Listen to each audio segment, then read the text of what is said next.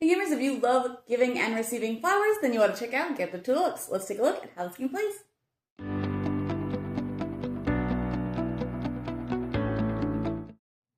In this game, players are trying to have the best score by collecting and giving away tulips. On a player's turn, they will draw a card from the top of the deck, and then they'll do one of three actions. They can add it to their bouquet, so they can just put it down in front of them. They can give it to a friend, and they could gain points potentially if it's something that has points for giving out.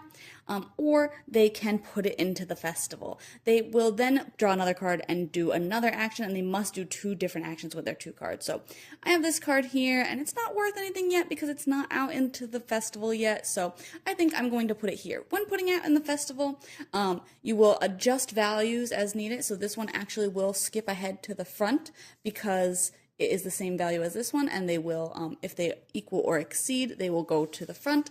Another option you have when putting out something in the festival, so let's say I had this card, if I didn't want to put it out for whatever reason, I could also add it to the secret festival, and 5 of the cards that are there are going to come out at the end of the game, again adjusting values. So that was my first turn, and then I drew this card here. So I can't add it to the festival. Again, if I could put it here with the same color card.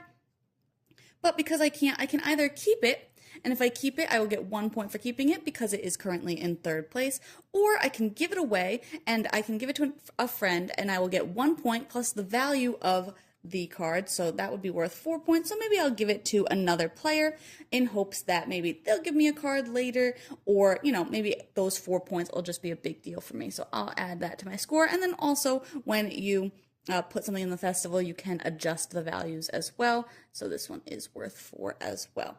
You can also do that at the end of the game if that's easier for you, or if it's just easier to see the cards there, that's fine too. Players will go around taking 2 cards on a turn and doing those actions until the deck runs out, and then players will head into final scoring. So let's just say that this is how the game kind of came to a close, with this stuff all in the center after adding some of the festival cards here. And then this is what I had in front of me. You'd go around and look at who has the majority number of cards. So let's say I have the most pink, I would get 15 points. Whoever has the next most would get 10. For the second place card, first most would get 10, second place would get 7. If you ever have a tie, so let's say that me and another player had 3 blue cards, then we would look at the value. So I have a value of 8. And then if the other player has a value of 7, I would win that majority. If I had a lower value, then I would come in second. Or if we tied, then it would just be a tie for those points. Everybody would get them. And then after players have added up all of their end game points for any of the majorities that they have, the player with the most points will win.